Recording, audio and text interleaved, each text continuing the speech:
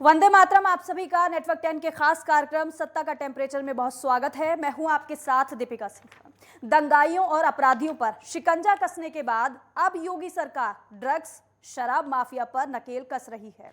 CM योगी के निर्देश पर एंटी नारकोटिक्स टास्क फोर्स का गठन किया गया है और ड्रग्स माफिया की धरपकड़ की जा रही है। योगी सरकार इस मामले में बेहद सख्त रवैया दिखा रही है। आज इसी पर होगी चर्चा और इसी पर चर्चा रहेगी। और ये भी इस टास्क फोर्स का जो गठन किया गया ये कितना कारगर साबित हो सकता है, कितना बड़ा ये कदम है, इस पर भी चर्चा रहेगी। और ये भी समझने की कोशिश रहेगी कि और किस तरीके से नशे पर नकेल कसी जा सकती है। क्या ये जो हाल ही में टास्क फोर्स बनाया गया है नशे से निपटने के लिए, नशा तस्करों से निपटने के लिए, क्या ये कारगर साबित होगा या फिर यही काफी है, या इसके अतिरिक्त भी और कदम उठाने की जरूरत महसूस की जाती है? आज इसी पर चर्चा। तो देखिए, गिरफ्तारियां भी इस टास्क फोर्स के जरिए की जा चुकी है। कुल मिलाकर 785 गिरफ्तारियां अभी तक हो चुकी हैं। ड्रग्स माफिया पर नकेल कसने की पूरी तैयारी है।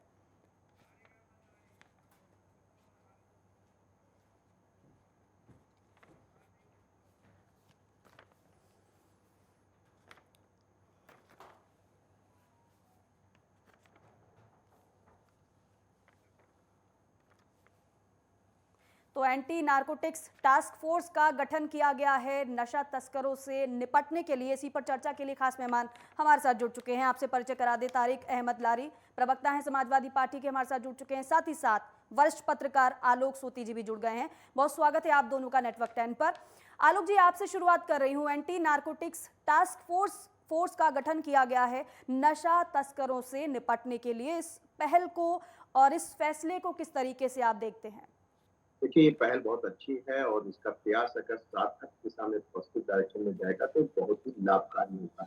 जिस तरीके से देख रहे हैं कि विदेशों से जो आपके पास नार्कोटिक सामान आ रहे हैं, तो छोटे-मोटे में बड़े-बड़े कंसाइनमेंट आ रहे हैं, जैसे कि गुजरात में देखने को मिला। या आपने देखा जो केमिकल लैब्स होती हैं, उनके अंदर इस तरीके का केमिकल प्रोसेस के द्वारा नशे की गोलियाँ बना दी जाती हैं। तो ये जो चीज़ें हैं, इस पे कंट्रोल करना बहुत ज़रूरी है। हालाँकि ये नशेबंदी के लिए काफ़ी टास्क थे, लेकिन जो अब नए फॉर्म में आ रहे हैं, नशे की जो चीज़ें आ रही हैं, उसको रोकना सबसे ज़्यादा इम्पोर्टेंट है, क्योंकि आप समझती हैं कि जो नेक्स्ट जनरेशन है, जो इस क्षेत्र में आ रही है, जिस तरह आपने पंजाब में देखा, जिस तरीके से बॉर्डर स्टेट होने के कारण वहाँ पे नशे की इतनी ज़्यादा लत हो गई है कि वहाँ की जवानी जो है खत्म होती नज़र आ रही है। वैसी परिस्थितियाँ उत्तर प्रदेश में न बने, क्योंकि उत्तर प्रदेश आप देखते हैं कि 22 करोड़ का एक बड़ा जो है सूबा है। ऐसी स्थिति में अगर धीरे-धीरे ये गिरफ्त में आ जाएगा नशाखोरी में, तो यहाँ पे बहुत दिक्कत हो जाएगी। तो जो आजकल पहले जो जैसा कि बहुत पहले आपने देखा होगा कि बाराबंकी के पास अफ़ीम जो थी, उसकी बहुत बड़ी खेती होती थी और वो नशे का एक बड़ा कारण बनता था। तो फिर मेडिकल यूज़ में होती थी और उसको प्रोसेस वगैरह कर लेते थे। लेकिन वो लगभग अब तक वो चीज़ें समाप्त हो गई। लेकिन दूसरे जो जो प्रोसेस है, केमिकल प्रोसेस है, या फिर दूसरी तरीके से जो नशा इम्पोर्ट हो रहा है देश के अंदर, उत्तर प्रदेश के अंदर भी उसकी दहक देखने को मिल रही है। तो ऐसी स्थिति में जल्द से जल्द इस कोर्स को कामयाब बनाने के लिए, और सबसे बड़ी चीज़ है, बड़ी ईमानदारी से इसको जो है लागू करना पड़ेगा। ऐसा ना हो कोई निर्दोष व्यक्ति जो है इसमें फँस जाए, क्योंकि आप जानती हैं कि जो नशे की जो सज़ा है वो उम्र कैद तक जाती है, बहुत लंबी हो जाती है, उसकी लड़ाई बड़ी लंबी होती है, कानूनी लड़ाई बहुत लंबी होती है। ऐसे में निर्दोष को भी बचाना है, ताकि किसी के ऊपर कोई ऐसा ना हो, और हमारे युवाओं को तो नशे की हरकत से उनको बचाने में। जी बिल्कुल। तारिक अहमद जी, उत्तर प्रदेश उत्तम प्रदेश बने, क्योंकि नशे की अगर बात की जाए तो एक बड़ी समस्या है जो कि युवाओं को अपनी चपेट में लगातार ले रही है। ऐसे में सरकार की तरफ से अगर ये फैसला लिया गया है तो स्वागत योग्य है। समर्थन करते हैं, स्वागत करते हैं इस फैसले का आप? मैडम, आपको शायद ध्यान नहीं आ रहा है कि सन 2003 में जब मुलायम सिंह जी की सरकार थी तो हम लोग ने नशे के कारोबार पर रोक लगाने के चलते अफीम की खेती का यहाँ से जड़ों नामो निशान मिटा दिया था।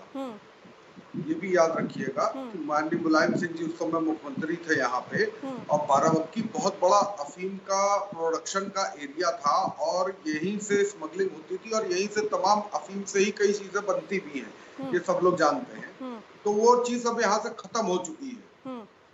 अब जो चीज आ रही है वो पंजाब से आ रही है, राजस्थान से आ रही है, नेपाल से आ रही है और बंगाल की तरफ से कलकत्ता और बिहार होते हुए यूपी में आ रही है। और इसका सबसे बड़ा हब, जहां तक मेरी जानकारी और जहां तक मेरी समझ है, वो नोएडा होता जा रहा है और खास तौर से पश्चिमी उत्तर प्रदेश होता जा रहा है। पंजाब का इन्फ्लुएंस ज्यादा है उधर से, तो पंजाब से बहुत आसानी से नशे की तस्करी हो पा रही है। वहां पे सरकार क्या रोक लगाती है हमको वो देखना है। और ये जो ये टास्क फोर्स बनाया है और ये सब बनाया है, ये सब बहुत पुरानी चीजें हैं, ये सब हम लोग सब करके छोड़ चुके हैं। हम लोगों ने तो यहाँ से अफीम का कारोबारी खत्म करवा दिया। तारिक यहाँ जी, से तो मेन जो नशा का जड़ था वो खत्म करा दिया। आप ये सब करके छोड़ गए, ठीक है। कोशिश तो सबकी यही है ना कि शराब माफिया हैं, ड्रग्स माफिया हैं, उन पर नकेल कसी जा सके। आप कह रहे हैं आपने पहल की थी, अच्छी बात है, बहुत अच्छी बात है, लेकिन अगर मौजूदा सरकार इस तरीके से उस पर नकेल कसने के लिए कोई फैसला ले रही है या फिर कोई टास्क फोर्स का गठन कर रही है, तो वो भी स्वागत योग्य होना चाहिए, क्योंकि उद्देश्य तो सिर्फ एक ही है, नशा तस्कर को खत्म करना, नशा माफियाओं को खत्म करना, युवाओं को नशे से बचाना। मैम यही तो हम कह रहे हैं कि हम लोग तो खत्म करते हैं, लेकिन बीजेपी के लोग ही वो, अभी देखिए आप, वो आसाम या बंगाल में कहाँ पे 300-400 किलो अफीम उनकी गाड़ी से पकड़ी गई, बीजेपी के नेता की गाड़ी से। और बीजेपी के नेता कह रहा मुझे तो मालूम नहीं, उसको छोड़ दिया गया, गाड़ी सब कर ली गई। सिर्फ इतना कह देने से, अगर मैं अभी गाड़ी से जाऊं, मेरी गाड़ी में 300-400 किलो अफीम या नशे की कोई चीज बरामद हो, तो क्या पुलिस मुझको छोड़ देगी? लेकिन वो जनाब बीजेपी के नेता थे, इसलिए उनको छोड़ दिया कि नहीं ये इनोसेंट है। तारिक जी, मैं समझ नहीं पा रही हूँ, आप स्पष्ट करिए जरा। आप मैं स्पष्ट ये कर रहा हूँ कि बीजेपी खुद ही नशे का कारोबार करती है। बीजेपी खुद मतलब ही आप ये शराब कह का रहे हैं कि कारोबार बीजेपी ही बढ़ावा दे रही है और बीजेपी ही इसे खत्म करने की बात कर रही है, ये आप कह रहे हैं। इस पर मैं जवाब ले लेती हूँ। अकाली दल इनका सहयोगी था, उसी टाइम पर तो पंजाब में नशे का कारोबार चालू हुआ। इनका ही सरकार थी राजस्थान में, तभी तो वहां से राजस्थान में पाकिस्तान से स्मगलिंग चालू हुई बहुत तगड़े ढंग से। इनकी यूपी में सरकार है तो नेपाल से स्मगलिंग हो रही है। मैं यही तो कह रहा हूँ, और क्या कह रहा हूँ, मैं कोई फारसी में तो बात कर नहीं रहा हूँ। हाँ तो ठीक है ना, अब आपने मैं इसको शब्दों में कह रहा हूँ कि संरक्षण ही नहीं, इनके बाकायदा जो स्मगलर है वो इनके नेता हैं। क्लियर कर दिया ना कि संरक्षण इनका ही है और यही दिखावे के लिए इस तरीके से फैसले ले रहे हैं, आप ये कह रहे हैं ना। ठीक है, दिखावे की नौटंकी है जी। अच्छा, दिखावे की नौटंकी है, ठीक है। वैभव जी हमारे से जुड़ गए हैं, भारतीय जनता पार्टी के प्रवक्ता हैं, उनसे इस पर जवाब ले लेते हैं। वैभव जी, सबसे पहले तो इस टास्क फोर्स के बारे में बताइएगा कि कैसे ये काम करेगा और आपकी क्या तैयारी है सरकार की। दूसरा ये, तारिक जी ये कह रहे हैं कि संरक्षण तो आप ही लोगों का प्राप्त है, आप दिखावे के लिए इस तरीके से कार्रवाई कर रहे हैं, दोनों का जवाब। ऐसा है कि मेरे को नहीं पता है कि अन्य दल क्या कह रहे हैं और क्या नहीं कह रहे हैं। मैं तो मेरी सरकार के बारे में बात कर सकता हूं, और मेरी सरकार के बारे में बात सीधी सी ये है कि एक ANTF, anti narcotics task force का गठन किया गया है, जो कि इलीगल ड्रग ट्रेड को कंट्रोल करने के लिए बनाया गया है। सादी बात है, अपन यूपी की भाषा में बोलें तो सादी बात है। और अन्य दल क्या राजनीति कर रहे हैं, क्या कह रहे हैं, नहीं कह रहे, मेरे को ये पता है कि मेरी सरकार के अंतर्गत ड्रग ट्रेड पे नकेल कसी जाएगी और एंटी नार्कोटिक्स टास्क फोर्स, जो कि यूपी पुलिस का एक अभिन्न अंग बनेगा और टास्क फोर्स बनेगी, जिसके अंदर सारे डिपार्टमेंट से, इंटेलिजेंस हो गया, पुलिस हो गया, CBCID हो गया, तो ये सारे डिपार्टमेंट से लोग इकट्ठा होके एक टास्क फोर्स बनी। इस पे एडमिनिस्ट्रेशन के लोग, इन्वेस्टिगेशन के लोग, वकील, वो सब मिलके एक टास्क फोर्स बनाई। और स्टेट CBCID है या सेंट्रल इंटेलिजेंस एजेंसीज हैं, जो भी इंटेलिजेंस एजेंसीज हैं, उनसे एक न्यूज आती है, पूरी अंदर आती है कि भाई वहां पे ड्रग ट्रेड हो रहा है, वहां पे ऐसे चल रहा है, वहां पे ऐसे चल रहा है। अभी पीछे कुछ सालों में हमने गौ तस्करों को जिस तरह पकड़ा है, वो भी आपने देखा होगा कि इंटेलिजेंस की खबर आती है कि फला बॉर्डर पे फला समय वो फला ट्रक नंबर आएगा। सोशल मीडिया के थ्रू आता है, खबरियों के थ्रू आता है, मुखबिरों के थ्रू आता है, तो बहुत तरीके हैं करने के।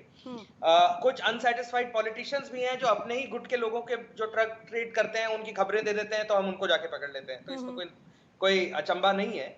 तो ये इंटेलिजेंस इनपुट लेके उसको नकेल कसेंगे। तो ये है।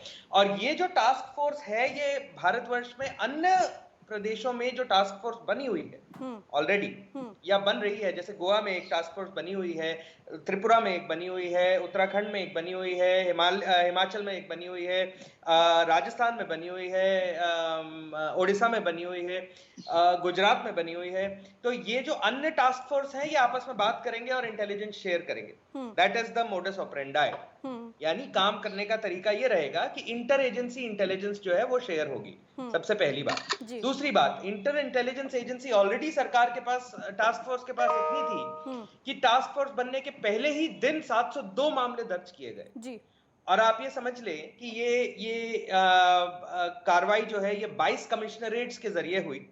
22 कमिश्नरेट्स के जरिए, मैं पढ़ भी रहा हूं साथ में जो सरकार का नोट है उस पे, आगरा, बरेली, गोरखपुर, बस्ती, सिद्धार्थनगर, इटावा, हरदोई, रायबरेली, उन्नाव, अयोध्या, बाराबंकी, मेरठ, गाजियाबाद, सहारनपुर, गाजीपुर, ये सारे, आजमगढ़, ये सारे जो सिटीज हैं, इन पे एक साथ दबिश दी गई। और इंटेलिजेंस के हिसाब से पहले ही दिन 5,58,29,000 करीब 5,58,00,000 के मादक पदार्थ जब्त किए गए। साथ ही 785 लोगों की गिरफ्तारियां भी हुई पहले चरण में, पहले दिन। तो आप देखें कि इंटेलिजेंस इनपुट बहुत जबरदस्त आ रहा है। अन्य राजनीतिक दल क्या राजनीति करते हैं, किसने क्या किया है, बहुत अच्छी बात है, आपने किया था। आपने भी अपनी सरकार में जनता की भलाई के लिए, जिसको कहते हैं सिटीजन वेलफेयर, उसके लिए किया था। और हमारी सरकार भी जनता की भलाई के लिए कर रही है। जब बात सिर्फ इतनी सी है कि हमारी सरकार को दूसरी टर्म मिल गई है हमारे कार्य के सुनिश्चित करते हुए, विकास का कार्य देखते हुए, और आने वाले 4 साल में भी, 6 महीने तो हो गए सरकार को बने हुए, आने वाले 4 साल में भी हमें तीसरी सरकार मिलेगी, तीसरी टर्म मिलेगी जनता द्वारा, तो मिलेगी, क्योंकि हमारा विकास का कार्य अच्छा रहेगा। नहीं होगा तो आपकी सरकार ले लेना, या आप किसी और के साथ जी कह रहे हैं कि जब हमारी सरकार थी हमने भी ये इसको नशा तस्कर को लेकर, शराब, मादक पदार्थों को लेकर हमने भी फैसला लिया था और कई जगहों पर इस तरीके से कार्रवाइयां भी की थी। तो कौन सा बड़ा काम कर दिया, कौन सा तीर मार दिया? नहीं, लेकिन दीपिका जी, ये देखने की बात है कि मुझे तारिक जी की बात पे थोड़ा सा आश्चर्य भी होता है, क्योंकि तारिक जी बहुत मतलब मैं बहुत की कोई इसके आगे भी हिंदी में अगर कोई शब्द हो तो मेरे को बताएं, मेरा भी ज्ञानवर्धन हो जाएगा। बहुत बुरी तरह से हारे हैं इलेक्शन में, एक बार नहीं 10 साल, यानी 2 बार, चाहे वो म्युनिसिपैलिटी के इलेक्शन हो, और चाहे वो प्रदेश के इलेक्शन हो, चाहे वो केंद्र के इलेक्शन हो। तो उनको ये चीज अपने आप ही, उनका अपने प्रश्न का, अपने एलिगेशन का, अपनी फिंगर पॉइंटिंग का अपने आप ही उत्तर मिल जाना चाहिए कि यदि उन्होंने अच्छा कार्य किया होता तो सरकार में वो भी होते और अच्छी तरह होते। ठीक, इस पर मुस्कुरा रहे हैं मेरे ख्याल से उस पर कोई राजनीतिक टिप्पणी नहीं करनी।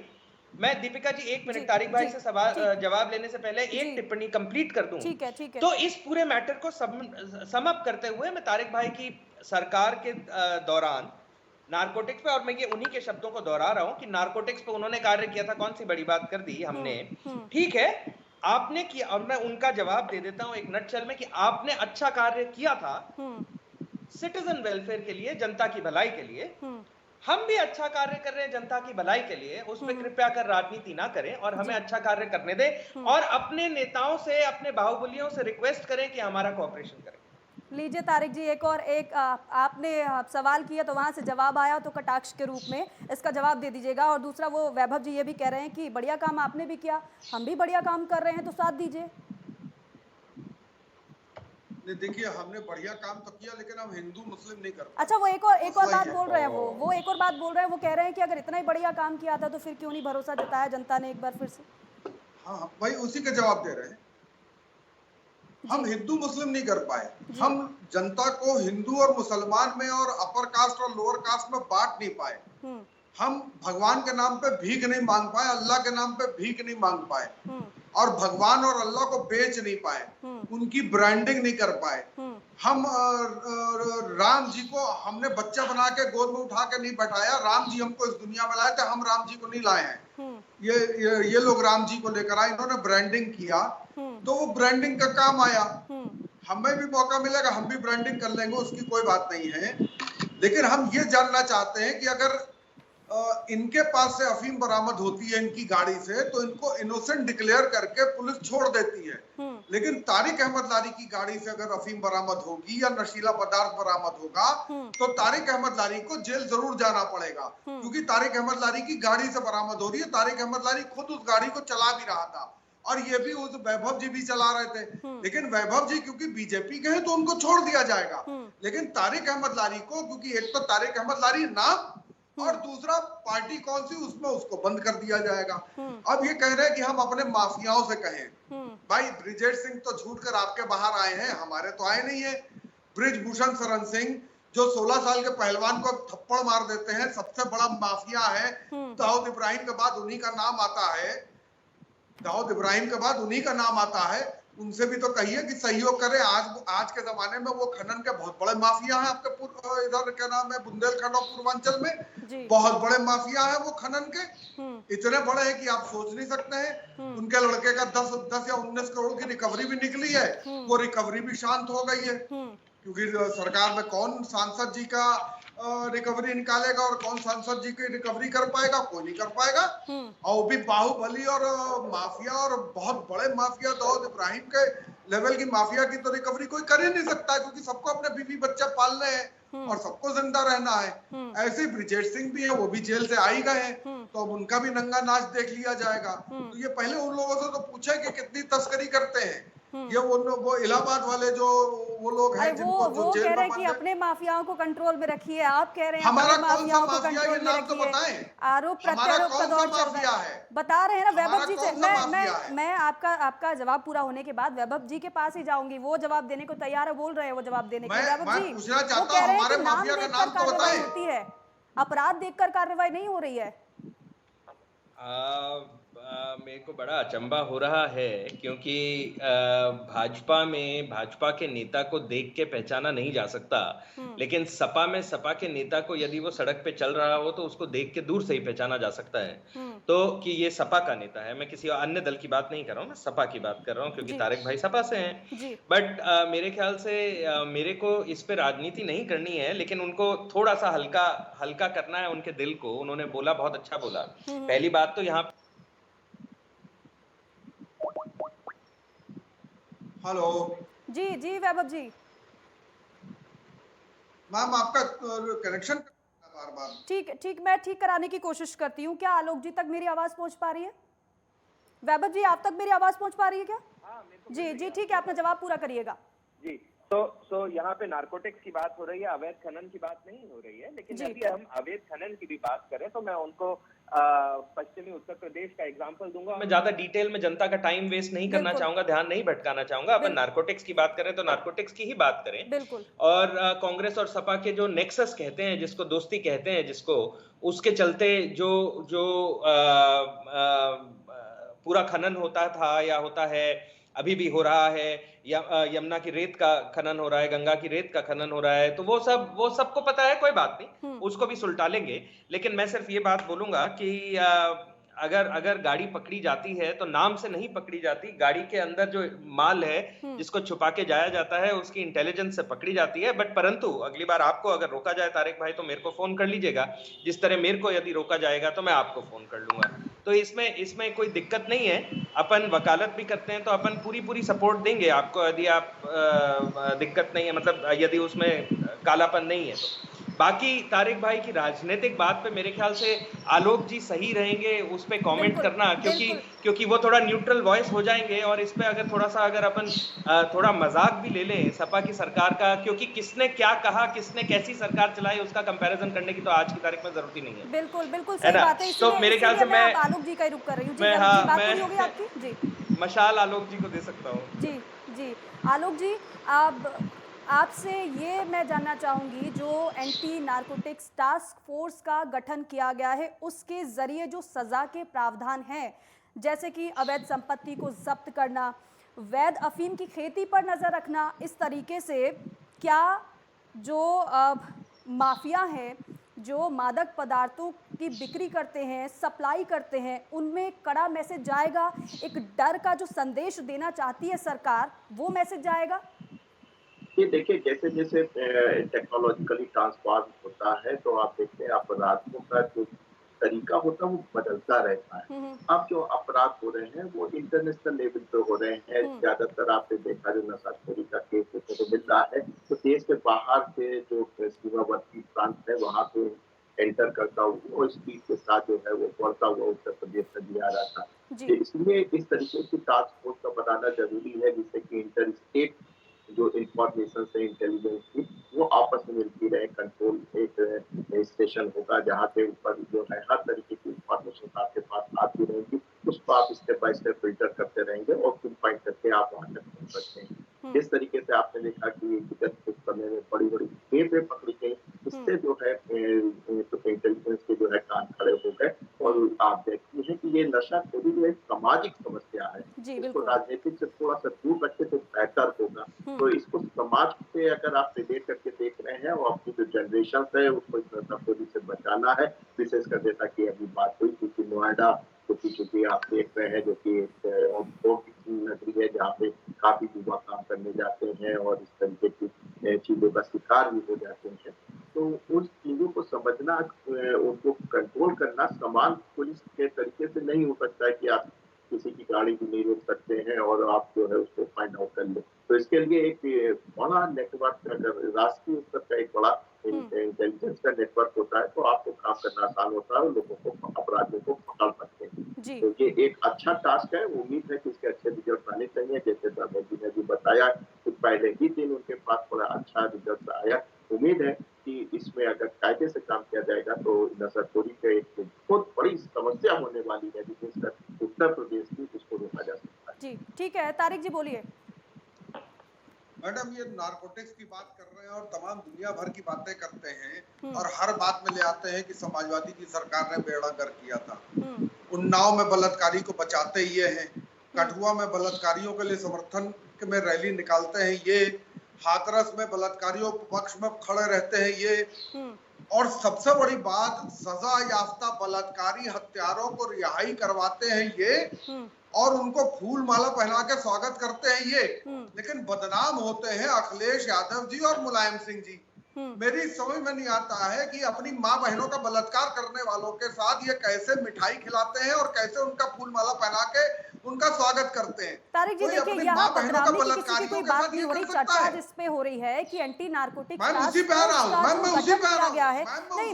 नहीं इस पर आप जवाब दीजिए। क्यों मिर्ची लग गई आपको? नहीं, मुझे क्यों मिर्ची लगेगी तारिक जी? मुझे क्यों मिर्ची लगेगी? यहाँ पर जो टॉपिक है उस पर बात करिए ना। नहीं, कैसी भाषा का इस्तेमाल कर रहे हैं आप? कैसी भाषा का इस्तेमाल कर रहे हैं आप? आपकी भाषा होती है बात करने की? ये बिल्कुल संस्कारिक भाषा है। मिर्ची लगना कोई प्रॉब्लम नहीं है। नहीं, जब बात हो रही है नशे पर तो उस पर आइए ना, जिस अपराध की आप बात कर रहे हैं नेटवर्क पर उस पर डिबेट करता है, उसको उठाता है। मुलायम सिंह यादव ने कहा था रेप करते हैं बच्चे हैं तो करते ही हैं, क्या हो गया? कैसे नकेल कसी जाए उसके लिए टास्क फोर्स का गठन किया गया है। बात क्या कर रहा है तारिक जी सुनिए, तारिक जी मेरी बात सुनिए, तारिक जी मेरी बात सुनिए। आप ये कह रहे हैं आपकी सरकार ने नशा तस्करों पर नकेल कसने के लिए काम किया, ठीक है, आपने ये कहा सबसे पहले, बोला था ना आपने, बहुत अच्छी बात है, काम किया। लेकिन अगर दूसरी सरकार भी इसी तरीके से नशा पर नकेल कसने की कोशिश कर रही है, टास्क फोर्स बनाया गया है, तो क्यों ना सबको साथ आकर उस पर नकेल कसी जा सके, जिससे युवा जो उसकी जद में आ रहे हैं, जिनको नुकसान हो रहा है, वो उनको बचाया जा सके। नारकोटिक्स डीजी क्यों है इस प्रदेश में? कोई नया काम किया है? आप तो ऐसे कह रही हैं जैसे कोई नया काम किया है। नारकोटिक्स डीजी नारकोटिक्स ऑलरेडी मौजूद है, वो किस काम के लिए मौजूद है? मैं तो ये कह रहा हूँ जो आदमी अपनी माँ बहन के बलात्कारियों का स्वागत करता हो उसको समाज से क्या मतलब होगा? वो ड्रग सप्लाई भी करेगा। दीपिका जी इनको याद दिलाइए मुलायम सिंह यादव ने क्या कहा था बलात्कारियों को जब दो बच्चियों को पेड़ से लटका के पाया गया था, तब याद दिलाइए तारिक जी को मुलायम सिंह यादव ने क्या कहा था और उस समय मुख्यमंत्री अखिलेश यादव ने क्या कहा था। उन्हीं के समर्थन में रैली निकालते हैं, उन्हीं के समर्थन में खड़े होकर सरकार बजाते हैं, बाकायदा सलाम ठोकते हैं उन बलात्कारियों को जो उनकी मां बहन का बलात्कार करता है। जी ठीक है, एक तो ये नारकोटिक्स के लिए हाथों पर ना मचाएं। नारकोटिक्स डीजी पहले से मौजूद है और एंटी नारकोटिक्स सेल पहले से मौजूद है। कोई योगी जी नया काम नहीं कर रहे हैं। और रात को गुफा में बैठ के क्या होता है साधु संतों के हुआ ये भी चलिए सबको ठीक है, मालूम आरोप प्रत्यारोप का लगातार दौर ऐसे ही जारी रहता पहले है, योगी जी तो करना बंद करते हैं। लेकिन जो एंटी नारकोटिक्स टास्क फोर्स का गठन किया गया, सरकार का ये कहना है कि नशा तस्करों पर इससे लगाम कसी जा सकेगी। बहुत बहुत शुक्रिया आप सभी का हमारे साथ जुड़ने के लिए, चर्चा में शामिल होने के लिए। तो देखिए, राज्य सरकार नशे के सौदागरों पर सख्त है। ड्रग्स नशा युवाओं के जीवन को बर्बाद कर रहा है। अब ऐसे में सरकार उस पूरे तंत्र को तोड़ना चाहती है जो ड्रग्स मुहैया कराती है। माफियाओं की धरपकड़ हो रही है। अच्छा है कि सरकार इस मामले की गंभीरता को सरकार ने समझा है। इसी के साथ आज की चर्चा में बस इतना ही। आप देखते रहिए नेटवर्क 10। जय हिंद।